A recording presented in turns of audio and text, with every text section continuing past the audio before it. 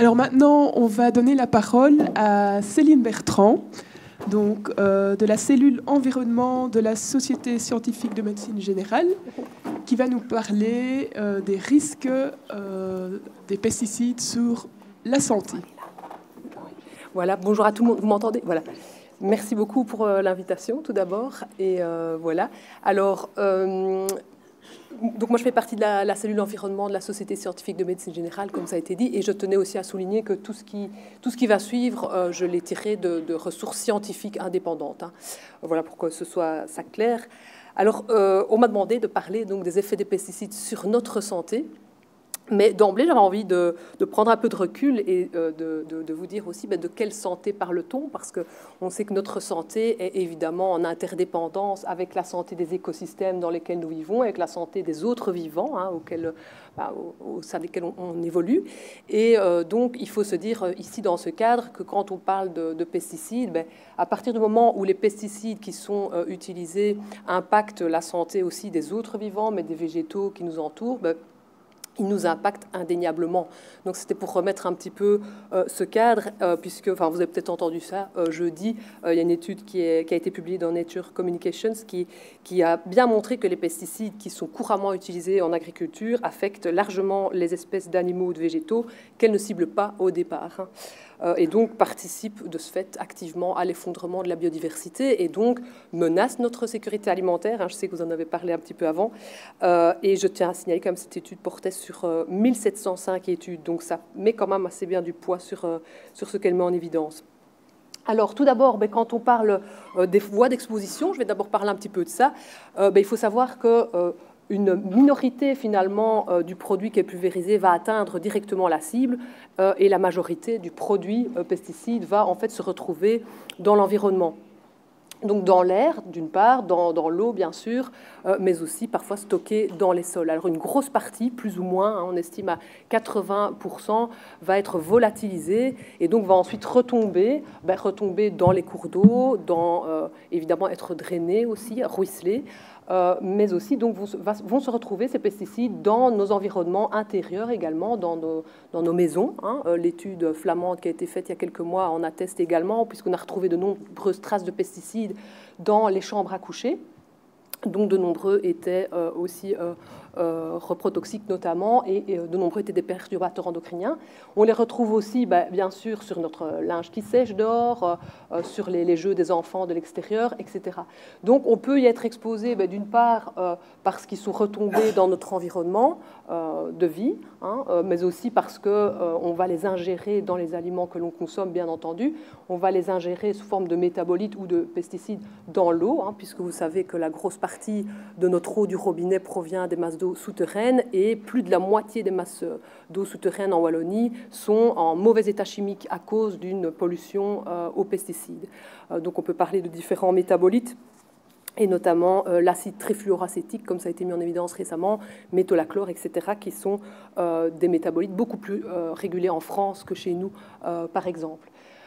Voilà, alors que dire donc, la famille, hein, les humains vont être exposés via donc, la voie orale, principalement. Hein, c'est principalement, en tout cas en population générale, c'est la voie orale qui est la plus importante, qui contribue à plus ou moins 80% de l'exposition. Pour les professionnels, évidemment, c'est un peu différent. Hein, les professionnels en extérieur, les professionnels en intérieur, on va retrouver plus les voies cutanées et inhalées. Mais donc, en population générale, ça reste quand même la voie alimentaire qui est la voie prépondérante d'exposition, même si, bien sûr, on peut y être exposé via les poussières qui sont retombées sur notre tapis, par exemple, sur notre linge de lit, etc. Et donc, cette exposition va un petit peu varier aussi en fonction de nos comportements alimentaires, hein, comme vous voyez au-dessus à droite, mais aussi la manière dont on va utiliser aussi parfois certains pesticides au domicile, comme vous le savez, notamment pour les animaux, mais aussi pour les plantes, etc. Et puis, donc, la profession que l'on fait, puisque je pense aux fleuristes, par exemple, qui sont fort exposés également aux pesticides, mais bien sûr, tous les travailleurs du secteur agricole. Alors, Voilà, au niveau des voies de contamination, donc à partir des pesticides, hein, donc on peut parler du produit actif, mais aussi des nombreux coformulants, on va en parler aujourd'hui, mais aussi des semences qui sont enrobées de pesticides. On a donc une contamination de toute la chaîne alimentaire à partir donc du premier niveau jusqu'au dernier niveau, c'est-à-dire nous, hein, en tant que bioaccumulateurs. Et donc, d'une part, premier niveau trophique, les végétaux, hein, donc sont contaminés par ces pesticides. Ensuite, les animaux herbivores vont les consommer et eux-mêmes vont être consommés par les animaux omnivores que nous consommons aussi en partie, hein, pas toujours, mais voilà.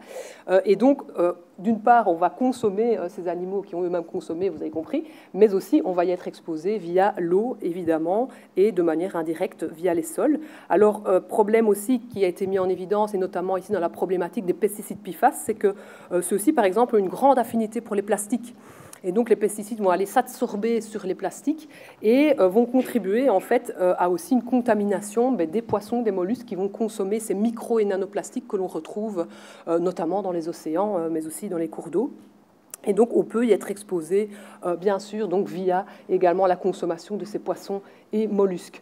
Et donc, va apparaître à droite, ici, donc, la pyramide inversée. Donc, puisqu'ici, la chaîne alimentaire est présentée un peu de manière inversée, mais donc, nous, on est vraiment tout à la pointe de cette chaîne alimentaire, et donc on va avoir tendance à avoir une bioaccumulation de ces pesticides, mais aussi une bioconcentration, biomagnification, puisque plus on monte dans la chaîne alimentaire, et plus il y a une concentration des pesticides qui se fait, en fait. Donc on retrouve évidemment beaucoup plus de pesticides chez nous, et alors encore plus chez nos enfants, figurez-vous, ça je vais le mettre en évidence par la suite.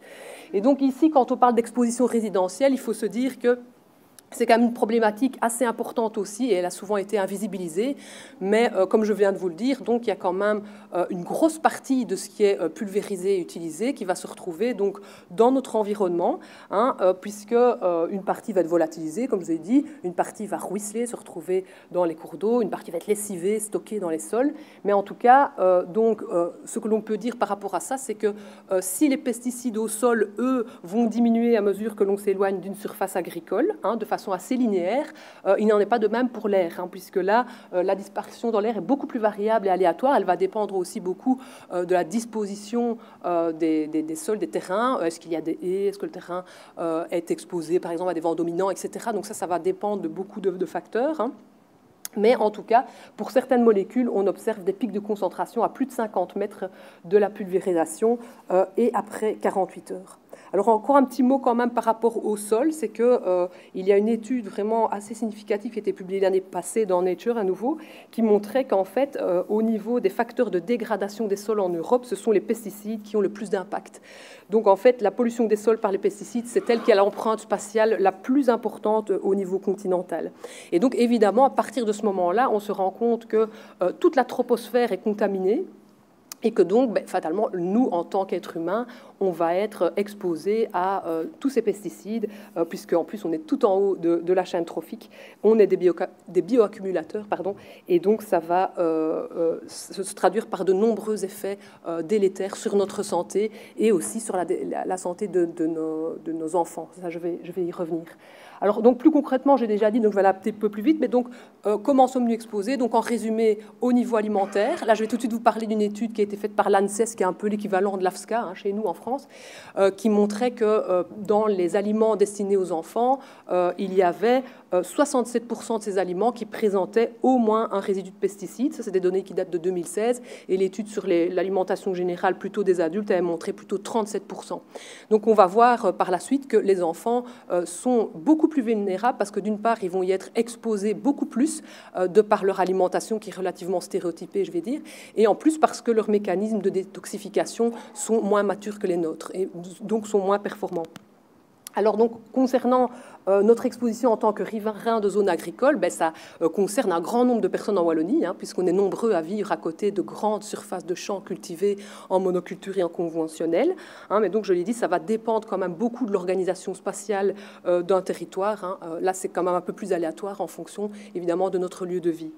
Alors ensuite, en tant que professionnel, on peut être exposé, donc je l'ai expliqué, hein, en tant que travailleur du secteur agricole, fleuriste, etc., employé de parc et jardin. Et puis, bien sûr, il ne faut pas le négliger non plus, en tant tant que particulier, puisque là, une étude qui date de 2019, Pestio, montrait que quand même 75% des personnes interrogées avaient utilisé des pesticides dans l'année qui s'était écoulée. Donc à prendre en compte également, notamment des insecticides, mais d'autres pesticides également.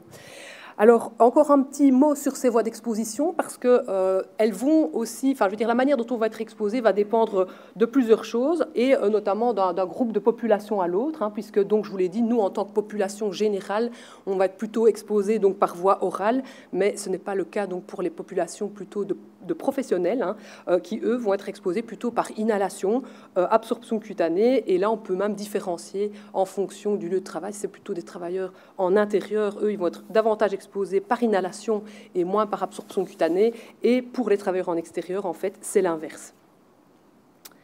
Voilà, donc je viens de vous le dire, on va aller un peu plus vite, mais donc pour nous, c'est quand même essentiellement la voie alimentaire qui représente la plus grosse partie de notre exposition. Après, ça va varier évidemment en fonction de nos comportements et de nos choix de consommation. D'accord, ça, il ne faut pas l'oublier non plus. Alors, est-ce qu'il y a des pesticides dans les aliments infantiles? Oui. Donc, cette étude de l'ANSES de 2016, maintenant j'ai une hésitation, oui, l'a bien mis en évidence. Je ne sais pas si vous voyez dans le petit cadran rouge, le premier qui apparaît. Donc, en fait, ils ont testé donc, toute une série d'aliments ici spécifiques infantiles. Donc, vous voyez que c'était des boissons lactées, des laits de croissance. Donc, là, vraiment des aliments uniquement destinés aux petits-enfants. Et ce que l'on voit, c'est que si je prends, par exemple, les potages purés et pots de fruits, ben, dans 100% des échantillons testés, il y avait des résidus détectés. On voit à droite apparaître également, pardon, j'étais trop vite, dans la colonne pourcentage, ici, que vous voyez là, le pourcentage d'échantillons dans lesquels les résidus ont été quantifiés, et dans la dernière colonne, vous voyez ce qui a été quantifié. Alors, on peut quand même remarquer qu'on retrouve des pesticides bien connus, captane, des fongicides SDHI, mais aussi, regardez, fludioxonil, donc des pesticides PFAS fluorés, ainsi que le trifluraline, qui est le dernier ici, qui est également un pesticide PFAS. Et aussi, on retrouve d'autres mots bien connus, le fameux DDT, le fameux dichlorodiphényl trichloroéthane, qui est pourtant, je vous le rappelle, interdit en Belgique depuis 1974. Et, enfin, là, c'était une étude française, mais ça a été interdit aussi. Et donc, c'est assez interpellant. Alors, si on avance et qu'on va voir dans les autres aliments infantiles, mais là, qui sont plus courants, donc des aliments que nous aussi, on va consommer, c'est encore plus édifiant parce qu'on voit quand même qu'il y a vraiment de nombreux résidus de pesticides qui ont été quantifiés. Et sans surprise, à nouveau, c'est davantage dans les produits comme les fruits, les légumes, mais aussi les produits laitiers qu'on va en retrouver le plus. Ça va, on peut à nouveau voir ici différents noms bien connus, mais notamment, on retrouve à un endroit le glyphosate, je ne sais plus exactement où il se trouve. Voilà, donc tout ça pour dire que, donc, évidemment, on retrouve des résidus de pesticides dans nos aliments. Et donc, en matière de toxicité, ce que l'on va ici expliquer, c'est que, évidemment, la toxicité dépend à nouveau de notre occupation, professionnelle ou pas, mais nous, à nouveau, en population générale, le risque le plus important, c'est une intoxication chronique, c'est-à-dire puisqu'il y a une contamination diffuse de l'environnement, de nos aliments, et donc on y est exposé de manière chronique. Et donc, pour plusieurs pesticides, comme vous le savez, déjà, certains sont CMR, donc cancérogènes, mutagènes, reprotoxiques, mais on parle aussi d'immunotoxicité, on l'avait expliqué lors du colloque pesticides PFAS, neurotoxiques et embryotoxiques. Alors, un élément très important ici à bien comprendre, c'est que de nombreux pesticides, en fait, vont avoir une action de perturbation endocrinienne, c'est-à-dire qu'ils ont cette capacité d'aller interférer avec notre système endocrinien et à perturber le taux, la concentration d'hormones circulantes, soit en mimant l'hormone naturelle, soit en bloquant le récepteur, et donc ça va se traduire par différents problèmes de santé que l'on va voir par la suite. Alors, en matière de toxicité, celle-ci dépend de trois éléments principaux. Donc, tout d'abord, le mode d'action. Je viens de parler de perturbation endocrinienne. Voilà comment fonctionne cette molécule.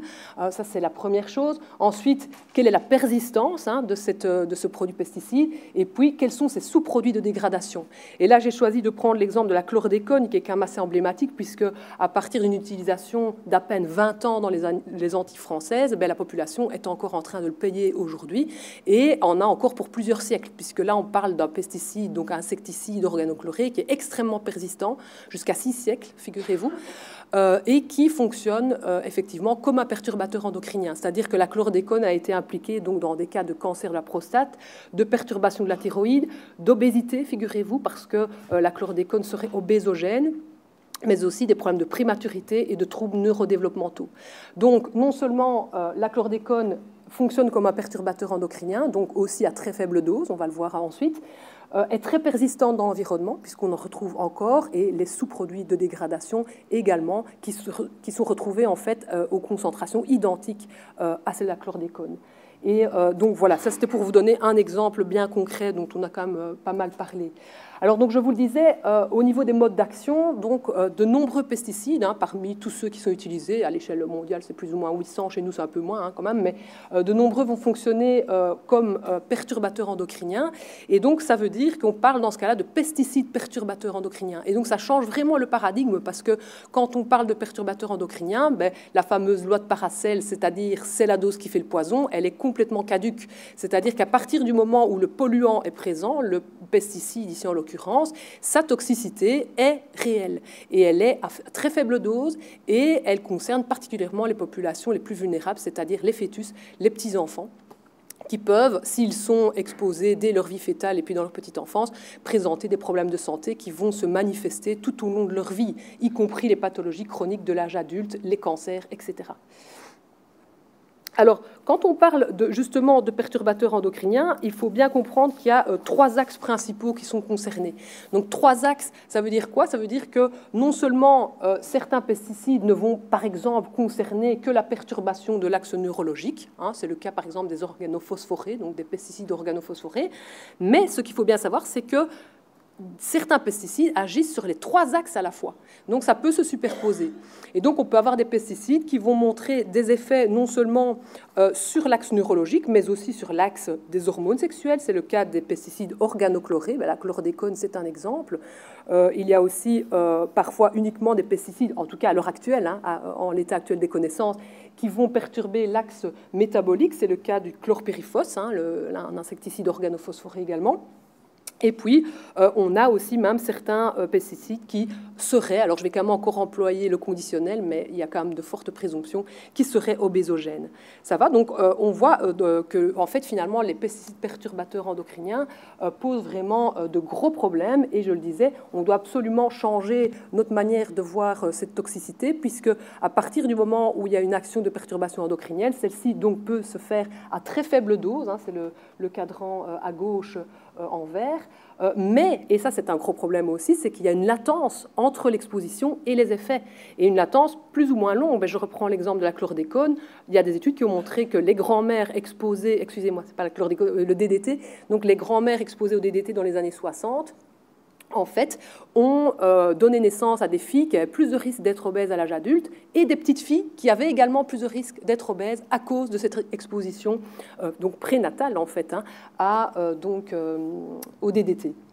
Ça va? Et donc c'est ça aussi qui entraîne toujours cette latence aussi dans la réaction, parce qu'on se dit oui, mais c'est pas tout de suite que les effets vont intervenir, on a encore un peu le temps, etc. Mais donc ça doit être vraiment absolument reconsidéré, puisqu'on se rend compte qu'un pesticide aujourd'hui interdit depuis déjà, ça fait combien? Depuis les années 70, pose encore problème et est probablement impliqué aujourd'hui dans la pandémie d'obésité que l'on voit aujourd'hui. Donc ça pose quand même vraiment question, et ça nous invite à l'extrême prudence. Ça devrait en tout cas nous inviter à l'extrême prudence.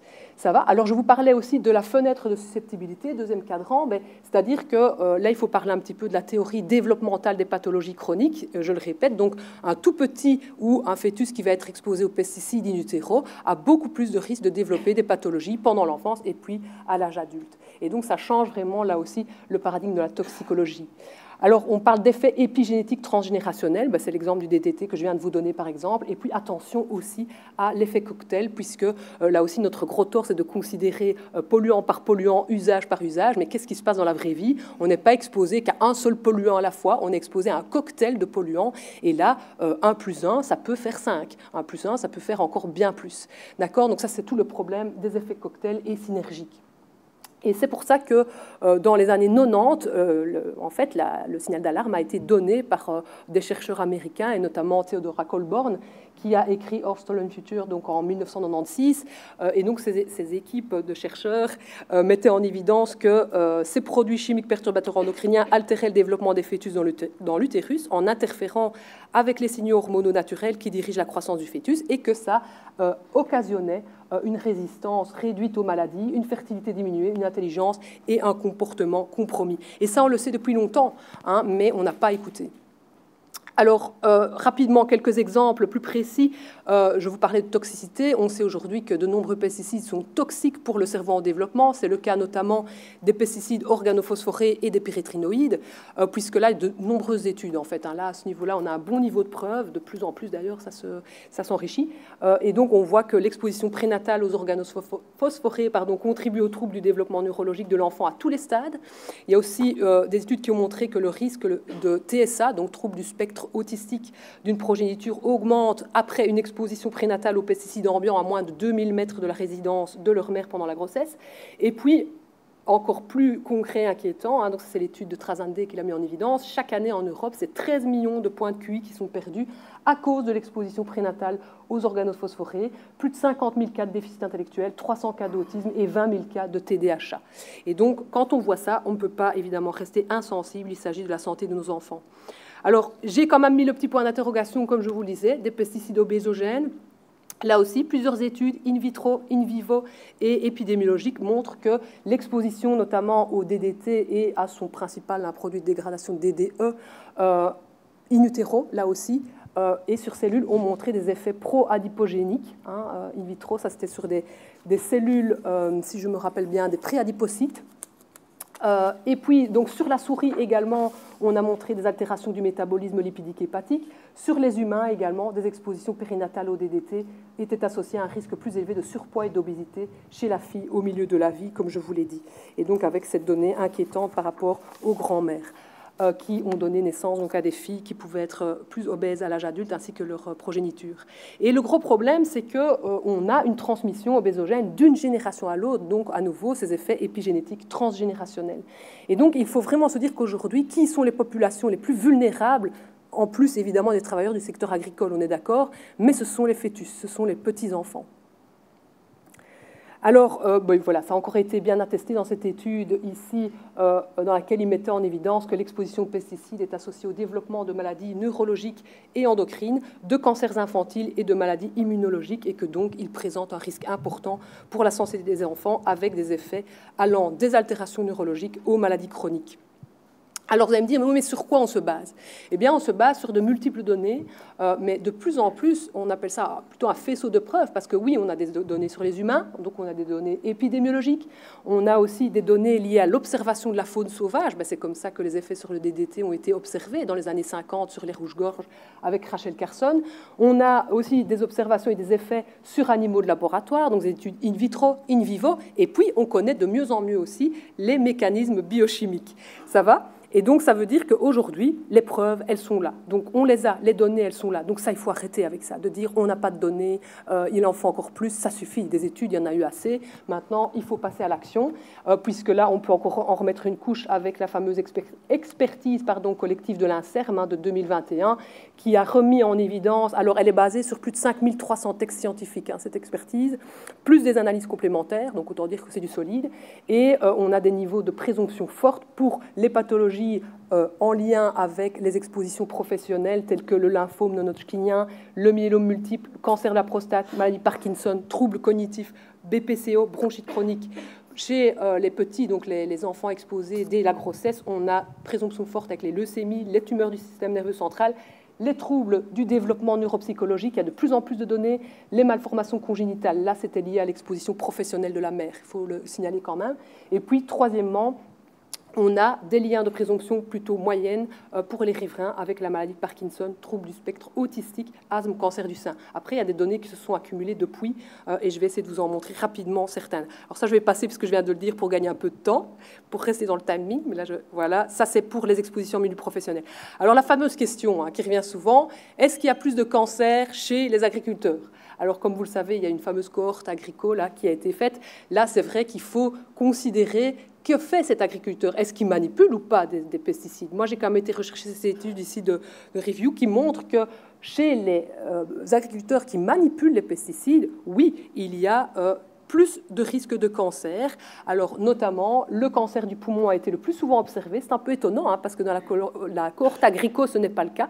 Mais donc, si on prend là les professionnels exposés aux pesticides de par leur utilisation, on retrouve cancer du poumon, cancer de la prostate, myélome multiple et cancer du côlon. Les classes de pesticides les plus incriminées étaient les organophosphorés et les organochlorés. Et donc, ça nous fait dire que, bien sûr, l'exposition à long terme donc, aux pesticides peut affecter l'ADN, les hormones et les gènes, et donc influencer la santé des applicateurs et donc des utilisateurs de pesticides.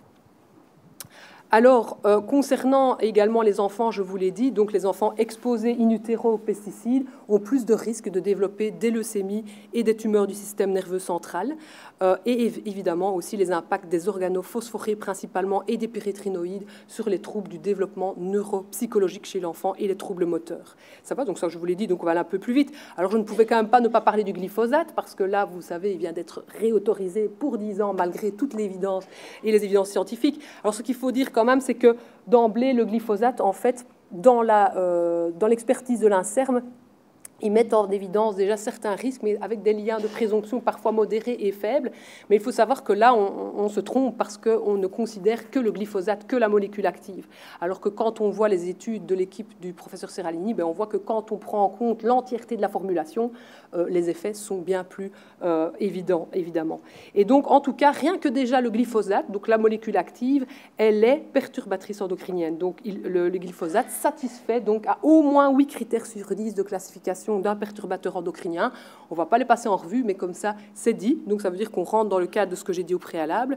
Et une étude toute récente a mis en évidence que le glyphosate pénètre dans le cerveau. Alors ici, c'était des études sur souris, mais voilà, assez intéressant quand même, des souris exposées, et il reste malgré des mois de récupération. Donc ce qu'on voyait, c'est que vraiment, le glyphosate était encore présent après 6 mois de récupération dans le cerveau, et qu'il induisait une neuroinflammation, accélérait les changements pathologiques semblables à ceux de la maladie d'Alzheimer, et induisait des changements de comportement en entraînant également la mort prématurée des animaux exposés.